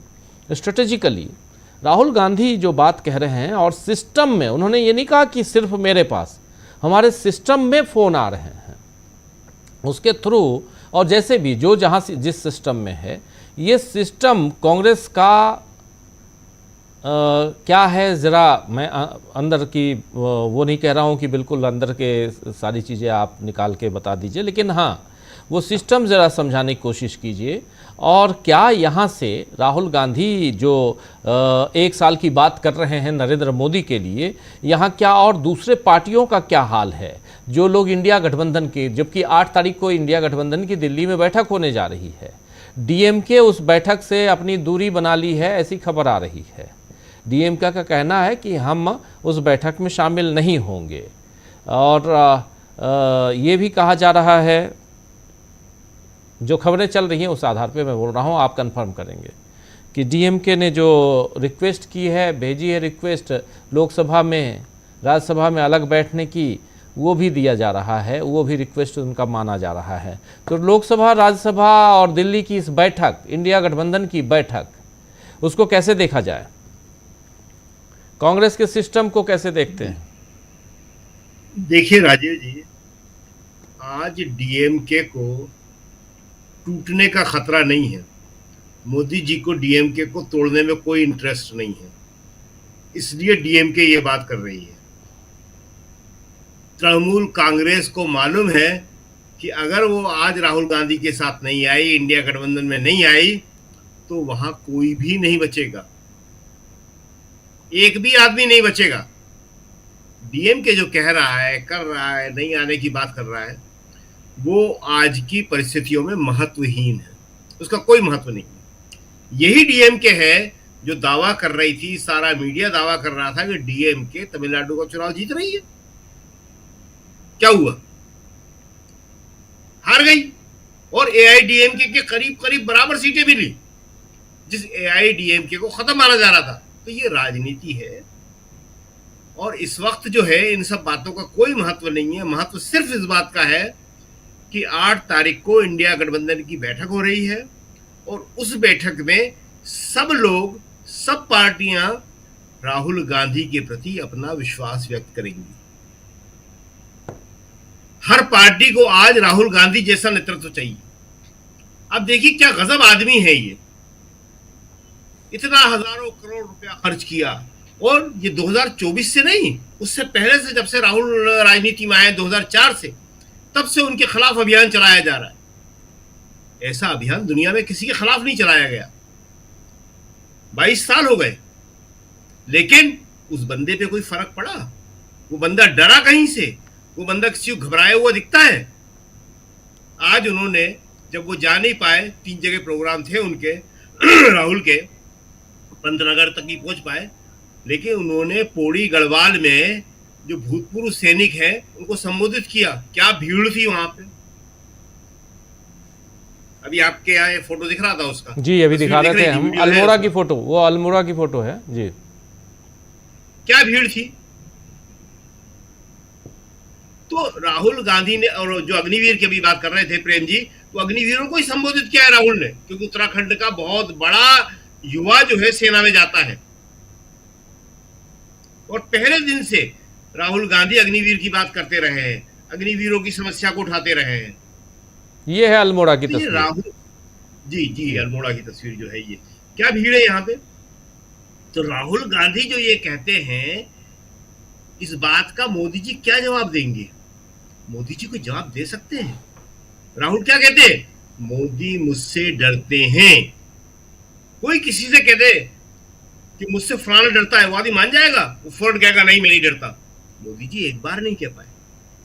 राहुल ने कहा आप ट्रंप से भी डरते हैं, ट्रंप के खिलाफ भी नहीं बोल पाए वो, क्योंकि वो चारों तरफ से फंसे हुए हैं। जिस आप सिस्टम की बात कर रहे थे, राहुल ने जो शब्द बोला है, राहुल के उस भाषण में बहुत सारी बातें हैं, जो आदिवासी कॉन्फ्रेंस को संबोधित कर रहे थे कल वो इंदिरा भवन में, उन्होंने एक शब्द बोला है कि इंटेलिजेंस ब्यूरो से खबरें आती हैं, आईबी, खबरों का सारा संचार, सारा जाल उसके पास होता है देश की। वो कब खबरें देता है, किसको खबरें देता है, ये जानने वाले जानते हैं। हम लोगों को भी किसी वक्त में खबरें देता था। वो कब देता था, जब कांग्रेस कमजोर थी, 2011 के बाद, जब उसे लगता था कि यूपीए सरकार जा रही है, तो यूपीए की अंदर की खबरें वहां हम लोगों के पास भी आती थी। क्योंकि जब किसी संस्थान को ये लगता है कि अब ये जाने वाला है, तो कोई उसके साथ नहीं होता। डूबती नाव में कोई सवारी नहीं करता है। तो राहुल के पास जो खबरें आ रही हैं, राहुल ने जिस सिस्टम का जिक्र किया, राहुल हर फोन तो उठा नहीं सकते। राहुल के लोगों के पास आती है वो, राहुल के ऑफिस को आती है, उसको ऑफिस शब्द सबसे अच्छा होता है, उसके लिए ऑफिस कहा जा सकता है। ऑफिस में आती है, जो राहुल को ब्रीफ की जाती है। तो ये सारी खबरें एक साथ इतना सारा आना और राहुल को बताना, ये बताता है कि अब जो है चीजें बिल्कुल बदल गई हैं। देखिए राहुल के शब्द क्या हैं, गजब की चीजें हैं। ये राहुल का जो छोटा सा वीडियो आपने दिखाया है, राहुल कहते हैं कि 2.5-3 साल पहले तक मोदी जी का कंट्रोल था। राहुल झूठ और गलत नहीं बोलते। ये नहीं कहते कि 12 साल से मोदी जी ऐसी सरकार चला रहे हैं, उनका कोई कंट्रोल नहीं था, और ये ना, वो मान रहे हैं इस बात को कि 2.5-3 साल पहले तक मोदी जी का कंट्रोल था। ये 2.5-3 साल पहले कब हुए, ये 2024 से पहले की बात कर रहे हैं। 2024 से पहले तक मोदी जी का कंट्रोल था, लेकिन जब 240 पे हमने उनको ला दिया, उनके पास बहुमत नहीं रहा, तब लोगों की समझ में आ गया कि अब जो है मोदी जी में वो बात नहीं रही। और अब वो क्या कह रहे हैं, शब्द क्या था, out of control, full control से आउट ऑफ कंट्रोल हो गया है। ये बहुत बड़ी बात है। और देखिए राहुल, ये 8 तारीख की जो बात है, जिसमें सारे लोग आएंगे, डीएम के आए या ना आए उसका कोई फर्क पड़ने वाला नहीं है। ये जो विपक्षी दलों में विश्वास एक पैदा हुआ है कि इन 12 सालों में हम सबका क्या हाल हुआ। शरद पवार की पार्टी टूटी, शिवसेना टूटी, नीतीश कुमार तो खत्म ही हो गए, उनकी पार्टी तोड़ने की जरूरत ही नहीं है, नीतीश कुमार खत्म हो गए, पार्टी अपने आप उनके साथ आ गई। तृणमूल कांग्रेस, जिसको सबसे ज्यादा मजबूत माना जाता था, वो इस बुरी तरह टूटी, किसी को उम्मीद नहीं थी। लेकिन मोदी जी का उद्देश्य इन सबको तोड़ना नहीं था, ये तो बात की चीजें हैं। सेकंड प्रायोरिटी थी, पहली तो उनकी थी कांग्रेस मुक्त भारत। कांग्रेस मुक्त भारत तो कर नहीं पाए, कांग्रेस को तो तोड़ नहीं पाए, और राहुल को कांग्रेस के सिस्टम से हटा नहीं पाए जी। और राहुल को कांग्रेस के सिस्टम से हटाना चाहते थे। इसलिए विपक्षी दलों का विश्वास बढ़ रहा है कि ये राहुल ही है जो डरता नहीं है, हिम्मत से अपनी बात करता है, और अब जनता भी इसके साथ आके खड़ी हो गई है। स्टूडेंट का आना बहुत बड़ी बात है, युवाओं का साथ में राहुल के आना बहुत बड़ी बात है। तो सबको अब राहुल पे विश्वास हो गया है, तो ये विपक्षी दल भी उन पे विश्वास करने जा रहे हैं। और ये राहुल का अपना जो काम है, वो राहुल की सबसे बड़ी चीज है कंसिस्टेंसी पे, राहुल की हिम्मत पे और राहुल का अपने लोगों पर विश्वास करने से चल रहा है। राहुल कभी जनता के खिलाफ नहीं बोलते, कभी युवा के खिलाफ नहीं बोलते। मोदी जी तो युवाओं को, जनता को ज्ञान देते रहते हैं, उनके कर्तव्य याद दिलाते रहते हैं। अरे कर्तव्य तो सबको मालूम है। वो कहते हैं कोई अधिकार की बात नहीं करो, कोई नौकरी की बात नहीं करो, कर्तव्य भवन बना दिया, कर्तव्य पथ बना दिया। अरे भाई रोटी तो खाने को दो, तो कहते हैं कि रोटी खाना या ना खाना इसका कोई महत्व नहीं है।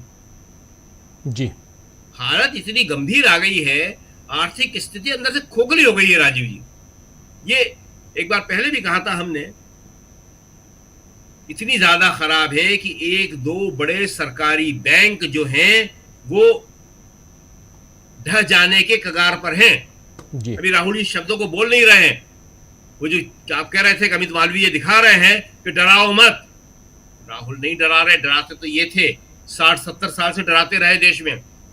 जब नेहरू आगे बढ़ रहे थे तो नेहरू को, इंदिरा आगे बढ़ रही थी तो इंदिरा को, राजीव गांधी को, सबको डराते रहे ये लोग, देश को डराते रहे ये लोग। क्या क्या नहीं बोला इन्होंने।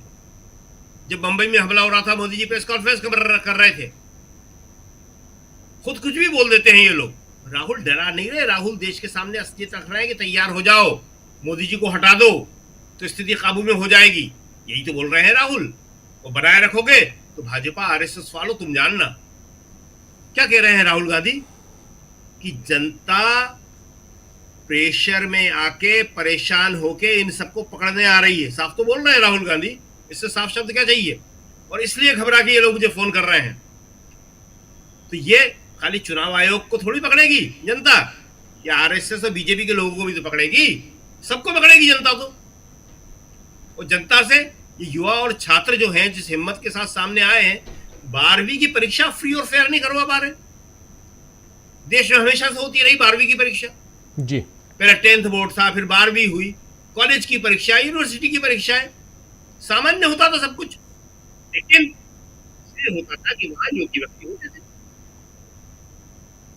आज तो सारे के सारे जो राहुल गांधी कहते हैं आरएसएस के लोग भर्ती कर दिए हैं आपने, जिनकी योग्यता पे सबको शक है, तो कैसे काम होगा।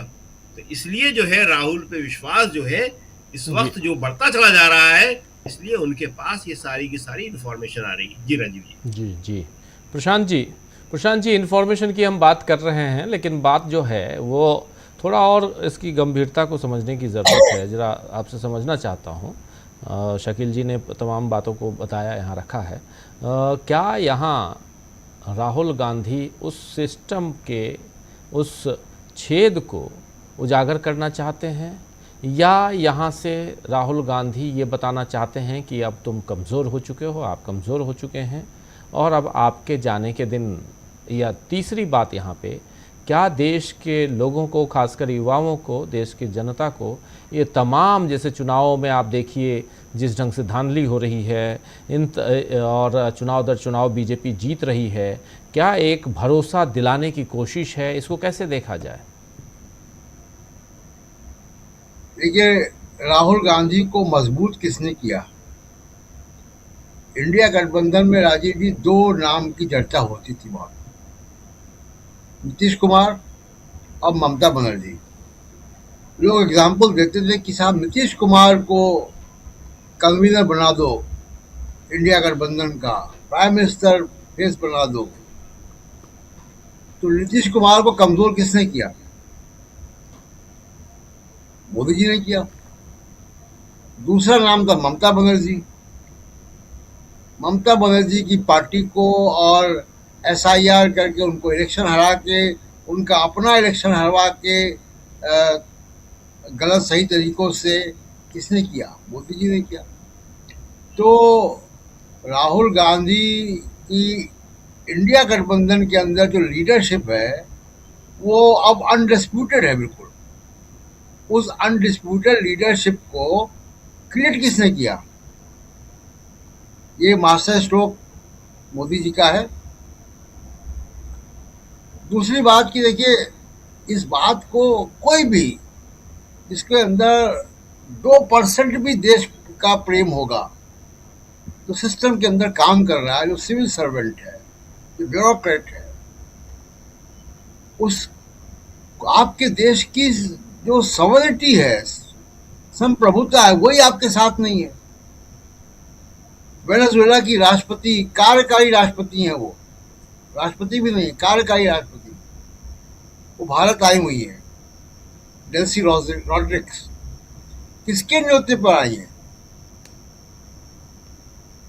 भारत में कौन राष्ट्रपति आएगा ये अमेरिका तय कर रहा है।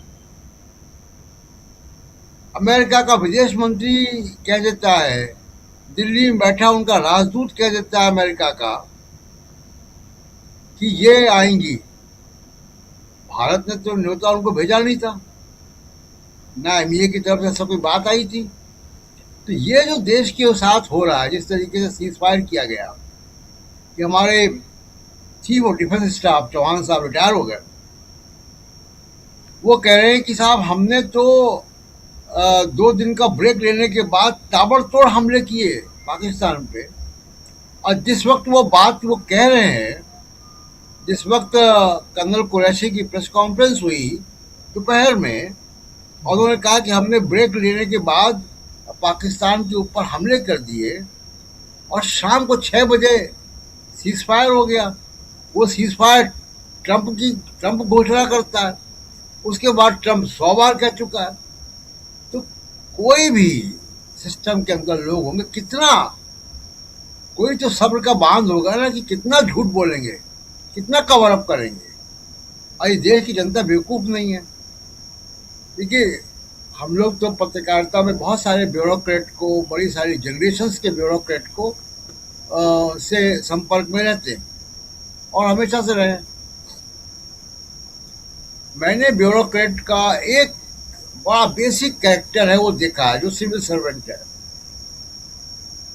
वो चाहे वो डिस्ट्रिक्ट मजिस्ट्रेट हो, ज्वाइंट सेक्रेटरी हो, कैबिनेट सेक्रेटरी हो, रिटायर हो गया हो, वो रूल ऑफ लॉ उसके लिए उसका रिलीजन है। भारत का संविधान और रूल ऑफ लॉ, वो कितना भी, बहुत सारे लोग होते हैं जो करप्ट भी होते हैं जी। किसी करप्ट से भी आप मिलेंगे तो वो भी बड़े गर्व से कहता है कि उसका जो अपॉइंटमेंट लेटर है भारत के राष्ट्रपति के द्वारा दस्तखत होके आता है। वो रूल ऑफ लॉ और कॉन्स्टिट्यूशन को बहुत उसके प्रति बड़ा अटैच्ड होता है। वो तमाम तरीके के, वो पार्टीजन एटीट्यूड भी होगा, वो ब्यूरोक्रेट, कुछ ज्ञानेश कुमार जैसे भी होते हैं, राजीव कुमार जैसे भी होते हैं, लेकिन majority bureaucrat rule of law, patriotism, Bharat के संविधान के प्रति बहुत संजीदा होते हैं। और वो अपनी आंखों के सामने देख रहे हैं कि किस तरीके से भारत के संविधान को, रूल ऑफ लॉ को, जस्टिस को, न्याय के कॉन्सेप्ट ऑफ जस्टिस को ही खत्म कर रहे हो आप जी। इकोनॉमी की बैकबोन तोड़ दी। अब ये इकोनॉमी की बैकबोन 3-4 फैक्टर है, कभी का समय नहीं है हमारे पास कि डिस्कस करें, लेकिन इकोनॉमी की बैकबोन अगर आप तोड़ देंगे, इसको रिपेयर होने में बड़ा टाइम लगेगा। ये ऐसा नहीं होगा कि ये कल कोई सरकार आएगी नई और वो इकोनॉमी 15 दिन में ठीक कर देगी। बहुत ही जिसको कहे, और बहुत सारे लॉसेस इरिवर्सिबल होते हैं जिनको आप बदल नहीं सकते। विदेशों के साथ अगर आपने आज अमेरिका के साथ कोई करार कर लिया तो उसको नई सरकार आके नहीं बदल सकती है, इतना आसान नहीं होगा। तो बहुत सारे जो काम है नरेंद्र मोदी ऐसा कर गए हैं, ऐसी परिपाटियां डाल चुके हैं जो नागवार गुजर रही है सिस्टम के अंदर, जो पेट्रियाटिक है। और जाहिर सी बात है कि अगर उसको नागवार गुजर रही है तो वो फिर सिस्टम के बाहर भी चीज़ें को ले जाएगा, वो सूचनाएं आएंगी। दूसरा, जो सेंटीमेंट देश में बन रहा है उसको भी लोग ऑब्जर्व कर रहे हैं, लोग देख रहे हैं। लोगों के सामने उदाहरण है बांग्लादेश का, कि वहाँ के चुनाव आयोग को जब पुलिस पकड़ने आई तो लोगों ने जूतों से मारा, उनको हेलमेट पहना के ले जाया गया। तो ये भी देख रहे हैं जो सिस्टम के अंदर के लोग हैं कि कहीं ऐसा ना हो कि वो नौबत यहाँ आ जाए।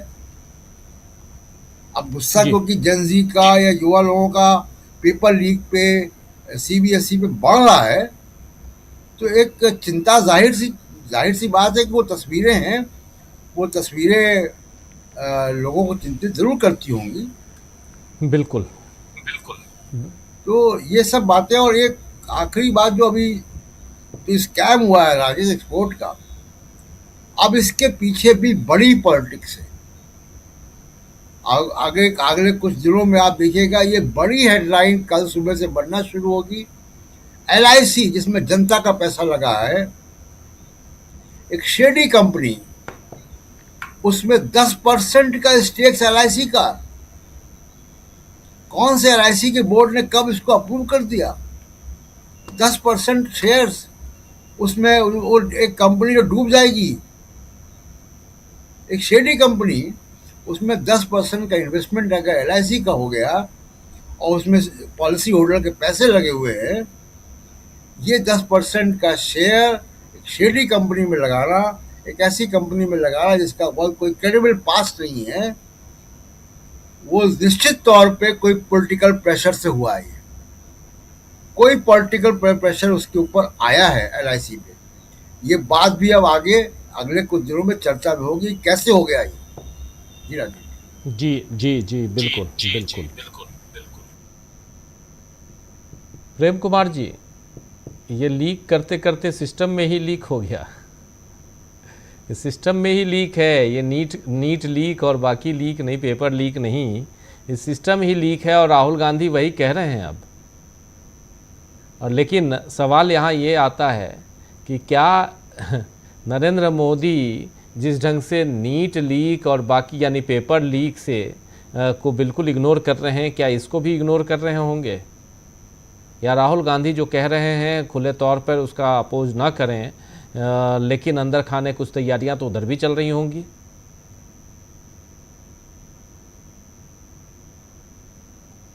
अनम्यूट कर लीजिए जी। राजीव जी, आपने सिस्टम लीक की बात की। दो तरह के सिस्टम लीक इसमें शामिल। एक सिस्टम लीक है जैसे पेपर लीक हो रहा है, करप्शन का जो सिस्टम है वो लीक है। और दूसरा जो अभी सिस्टम में लीक शुरू हुआ है वो तो इस करप्शन के सिस्टम के समांतर पैरेलल पे और उसके खिलाफ इस सिस्टम को दुरुस्त करने के इरादे से वो लीक शुरू हुआ है कि सरकार का सिस्टम जो कि अब आउट ऑफ कंट्रोल हो गया, वहां पर अब सिस्टम लीक कर रहा है और सूचनाएं अपोजिशन के पास आ रही है। तो दोनों सिस्टम में लीक को समझना पड़ेगा। एक सिस्टम का लीक जो है भ्रष्टाचार की पृष्ठभूमि में है, उसके आधार पर है, और दूसरा है इस भ्रष्टाचार के सिस्टम लीक से जो बेचैनी है, जो देश का नुकसान है, जो डेमोक्रेसी का नुकसान है, जो देश की व्यवस्था का, अर्थव्यवस्था का नुकसान है, उसको लेकर के जो बेचैनी है, उस बेचैनी के कारण वर्तमान सिस्टम जो सब पर नियंत्रण रखता था वो अब हिल गया। वो नियंत्रण, संक्षेप में भी कहे तो वो नियंत्रण मीडिया पर रखता था, वो नियंत्रण नैरेटिव क्या बनेगा उस पर रखता था, वो सिस्टम जो कि आपको अपोजिशन में किस पार्टी को कहाँ तोड़ना है, जोड़ना है, कहाँ अलाइन करना है, यानी राजनीति पर रखता था। वो पुलिस से लेकर संवैधानिक संस्थाओं पर नियंत्रण रखता था। तो वो जो नियंत्रण था, वो नियंत्रण अब खत्म होने लगा है। तो ये शुभ संकेत है। ये भ्रष्टाचार की नींव पर जो सिस्टम इतना बड़ा हो गया कि अडानी के लिए अमेरिका से कॉम्प्रोमाइज किया जा रहा है, तो उस सिस्टम के समांतर ये एक तरह से रिवोल्ट है। ये रिवोल्ट सिस्टम के अंदर भी हो रहा है और ये रिवोल्ट सिस्टम के बाहर भी दिख रहा है।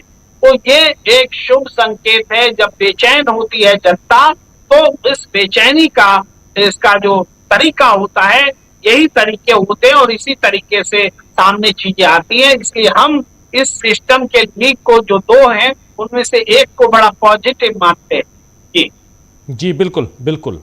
चलिए, इस चर्चा को यहीं ख़त्म करते हैं जल्दी से, और पॉडकास्ट की ओर आप लोगों को ले चलूँगा। और देखिए पॉडकास्ट में एक दूसरा सिस्टम, और उसमें जो है उसमें कहीं ना कहीं उसके ज़रिए, उस सिस्टम के ज़रिए राहुल गांधी को कमज़ोर करने की आखिर कोशिश क्यों हो रही है, क्या चल रहा है, राहुल गांधी के खिलाफ क्यों साजिश रची जा रही है, उस साजिश का पर्दाफाश आप देखेंगे इस पॉडकास्ट में, जो अभी इस कार्यक्रम के ठीक बाद आप देखेंगे। बहुत बहुत शुक्रिया प्रेम कुमार जी, बहुत बहुत शुक्रिया शकील जी, प्रशांत जी और अमलेंदु जी, आप सबका बहुत शुक्रिया। साथ में जुड़े थे प्रोफेसर अखिल स्वामी जी, उनका भी शुक्रिया। आप तमाम साथियों, आप सबका भी शुक्रिया अदा करता हूँ। पंकज जी, ओम प्रकाश जी, शहीद नईम साहब, नफीसा जी और सुधीर जोशी जी, शिव कुमार पारिक साहब, अशोक कटियार साहब, सरवन जी, अशोक जी, आप सबका, फजल अली साहब, नरसिंह कुंदलवाल साहब।